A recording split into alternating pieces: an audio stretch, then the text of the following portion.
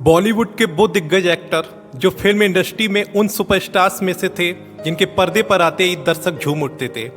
एक ऐसे एक्टर जिसने 3 जिंदगी जी।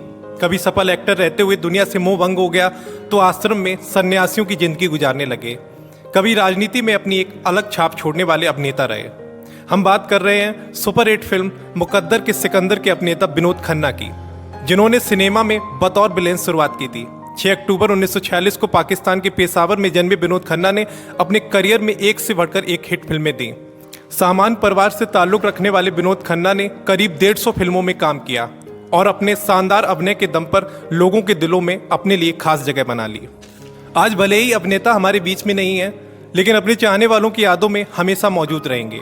आज अभिनेता का जन्मदिन है और इस जन्मदिन के मौके पर आज हम आपको उनके जीवन से जुड़ी कुछ घटनाएं बताते हैं।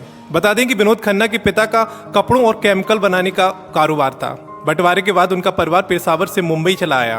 फिर यहीं विनोद खन्ना ने अपने स्कूल की पढ़ाई पूरी की और फिर साल 1957 में परिवार के साथ दिल्ली आ गए और बाकी की पढ़ाई दिल्ली में पूरी की। विनोद खन्ना का फिल्मों में शौक था तो कॉलेज के लिए जब वह मुंबई गए तो कॉलेज के दौरान ही थिएटर ज्वाइन कर लिया। लेकिन जब विनोद खन्ना अभिनेता बनने का सपना देख रहे थे और अपने सपनों को पूरा करने में लगे थे, तभी विनोद खन्ना की मां ने उनसे कहा कि अगर वे फिल्मी दुनिया में 2 साल के अंदर सफल नहीं हुए तो अपने पिता का कारोबार संभालना होगा। लेकिन मां की चुनौतियों ने विनोद खन्ना को फिल्मी दुनिया का बादशाह बना ही दिया। दरअसल विनोद खन्ना ने साल 1968 में मन का मीत से बॉलीवुड में कदम रखा और खलनायक के रूप में नजर आए। इस फिल्म के बाद वह आन मिलो सजना, पूरब पश्चिम, मेरा गांव मेरा देश, सच्चा झूठा और मस्ताना जैसी फिल्मों में भी खलनायक की भूमिका में ही दिखाई दिए। लेकिन कहते हैं ना कि किसी चीज को आप अगर शिद्दत से चाहो तो पूरी कायनात तुम्हें उसे मिलाने में लग जाती है। आखिर वो साल आ ही गया जब विनोद खन्ना ने साल 1971 में फिल्म हम तुम और वो में अभिनेता के रूप में नजर आए। इसके बाद कई फिल्मों में अपने अभिनय का जादू चलाया और फिर इसी दौरान विनोद खन्ना ने गीतांजलि से शादी कर ली। दोनों की मुलाकात थिएटर के दौरान हुई थी और शादी के बाद दोनों को 2 बच्चे हुए, अक्षय खन्ना और राहुल खन्ना। दरअसल 70-80 के दौर में अमिताभ बच्चन अपने करियर की ऊंचाई पर थे और विनोद खन्ना को उनके टक्कर का माना जाता था।